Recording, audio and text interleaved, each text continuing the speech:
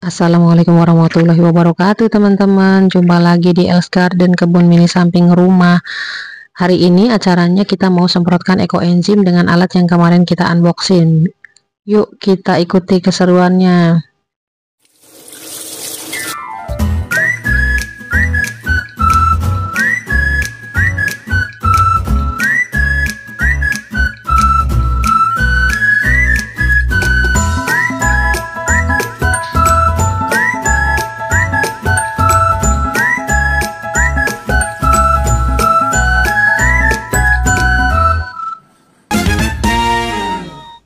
Nah, ini alatnya teman-teman. Ini plastiknya lumayan tebal, jadi kelihatannya sih bakal lebih tahan lama teman-teman, karena memang apa namanya tuh, dari mulai komponen-komponennya, dari mulai yang paling besarnya sampai yang paling kecilnya tuh bahannya tebal.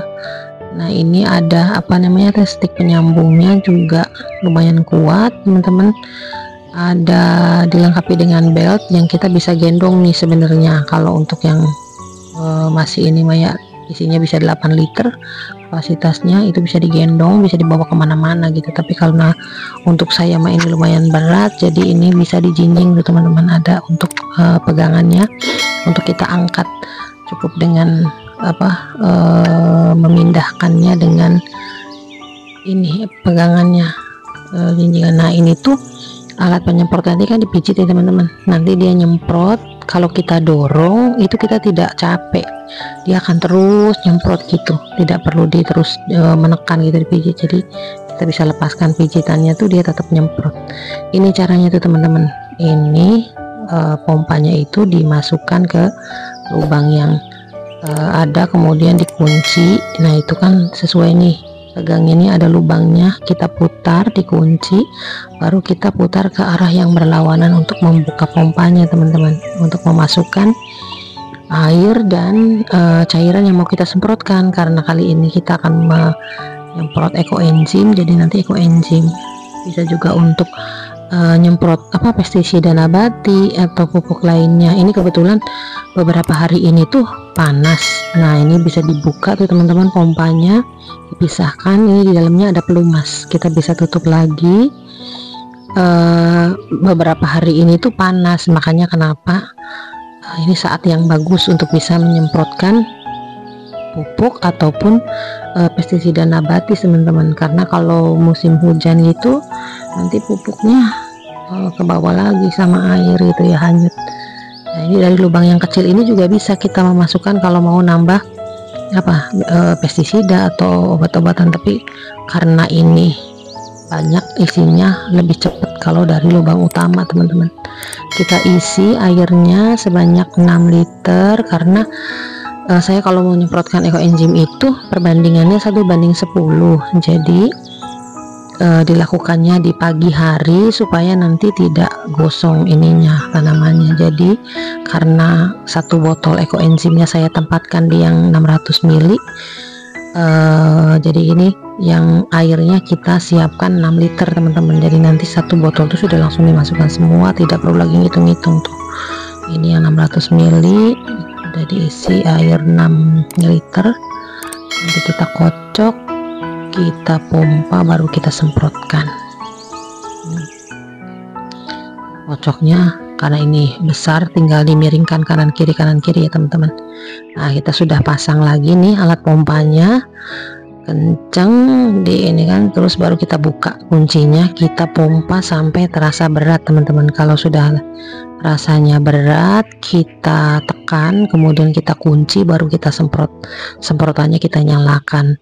Kalau tekanannya kurang berat tuh, tekanannya kurang besar, itu nyemprotnya tidak sempurna teman-teman. Jadi nanti kalau semprotannya itu sudah kurang sempurna, nah ini kita cek, kalau semprotannya kurang sempurna, kita ulang ininya, apanya, mompanya, supaya tekanannya cukup. Nah, ini tuh kan bagus kalau tekanannya sudah kuat gitu, kita buka semprotannya tuh enak teman-teman. Ini saya dibantu sama cucu saya nih. Cucu saya nih pinter banget nih, kalau utinya lagi bertanam dia ikut sibuk bantu uti katanya. mau nyiram, mau nanam, mau bikin apa namanya meramu media tanam, dia selalu ikut teman-teman, sibuk.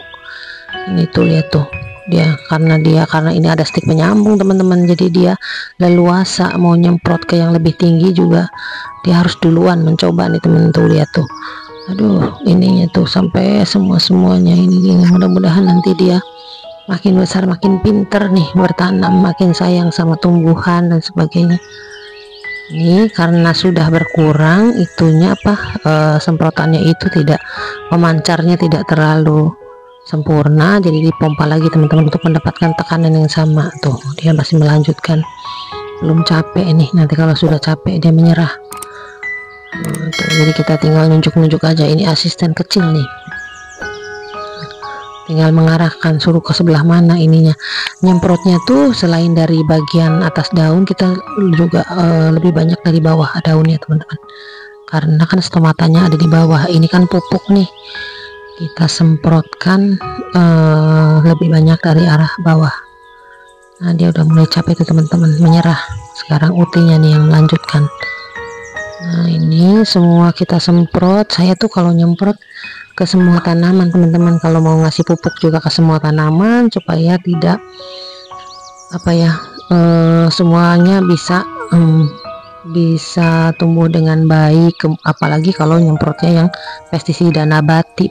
Pestisida nabati itu kan tidak membunuh ya, tapi hanya menghindarkan, karena baunya tidak disukai jadi menjauh. Jadi harus semua disemprot supaya jangan hanya berpindah. Kalau kita hanya mau mencegah untuk tanaman-tanaman tertentu, yang disemprotnya nanti hamanya pindah ke pohon yang lain, dengan mudah dia bisa balik lagi teman-teman. Jadi kalau mau nyemprot tuh saya semprotkan ke semuanya, mau pupuk kocor juga semuanya dikasih pupuk kocor gitu ya. Ini termasuk yang nyemprot ekoenzim, semuanya diberikan. Ya, ini kacang panjang yang belum terlalu tinggi, ini okra yang masih kecil-kecil, pokcoy juga gitu, semuanya supaya bisa mendapatkan nutrisi yang cukup. Ini karena kalau lagi musim panas kan kita berikannya pupuk cair, kalau nanti hujan kita berikan pupuk yang padat supaya bisa diserap dengan baik sama tanaman teman-teman.